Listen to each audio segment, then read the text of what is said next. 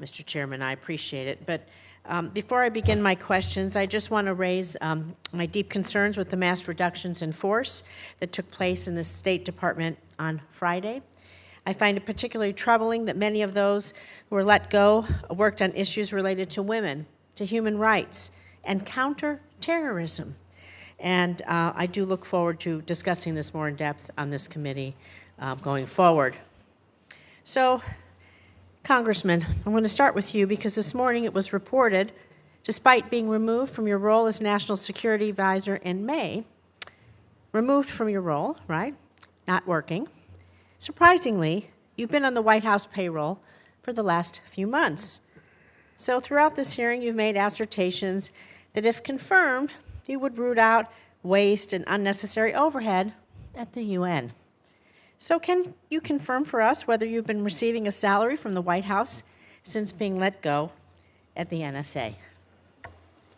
Thank you, Senator. I was not fired. The president never said that, nor did the vice president. I was kept on as an advisor, transitioning a number of important activities, and now hope to be confirmed with the Senate's consent. So you're saying that you were not dismissed from your role, as was publicly reported, because it's also been publicly reported that you've been receiving almost $200,000 of the taxpayer money since you were dismissed from being the National Security Advisor. Well, the reporting, Senator, is fake news, which shouldn't surprise anyone. The president was clear. His announcement was, I will nominate fake news Mr. can't Waltz, be the and answer then the to vice president everything. was quite clear. So we're going to move on to UNESCO because we got a lot to talk about there.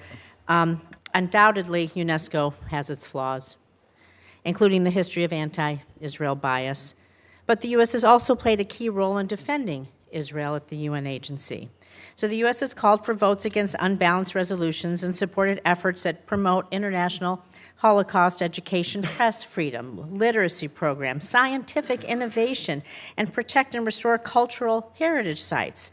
Since rejoining UNESCO in 2023, the U.S. has also successfully included references to Hamas's October 7th terrorist attack and the plight of the hostages in UNESCO documents. However, during periods of U.S. withdrawal from UNESCO, China has stepped up its own engagement, becoming UNESCO's largest financial contributor and using this platform to push its own priorities. We know they are contrary to ours. So, Congressman, how might maintaining our presence at UNESCO support its work on U.S. priorities like Holocaust education, press freedom, all of the other things that I just mentioned, while ensuring that the PRC does not continue to expand its influence within the body? And how can our membership in UNESCO continue to provide us that platform for countering any future anti-Israel actions and, I would say, terrorism overall? Thank you, Congressman.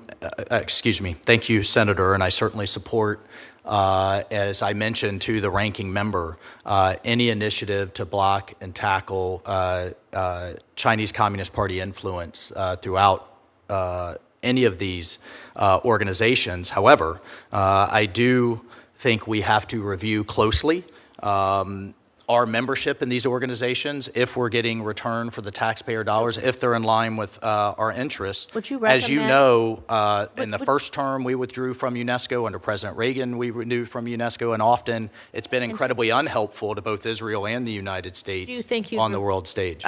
Recommend to Secretary Rubio we withdraw from UNESCO? If confirmed, I'll engage with Secretary Rubio and participate in that review, but as you know, it's currently under review.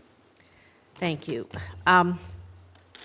Let's see, because yes. So I'm sorry, withdrawing from UNESCO, I want to go back to that because Order 14199 mandates a review of the United States participation in UNESCO and explicitly requires a U.S. ambassador to the UN consult with the Secretary of State. So we'll look forward to that report from you on that.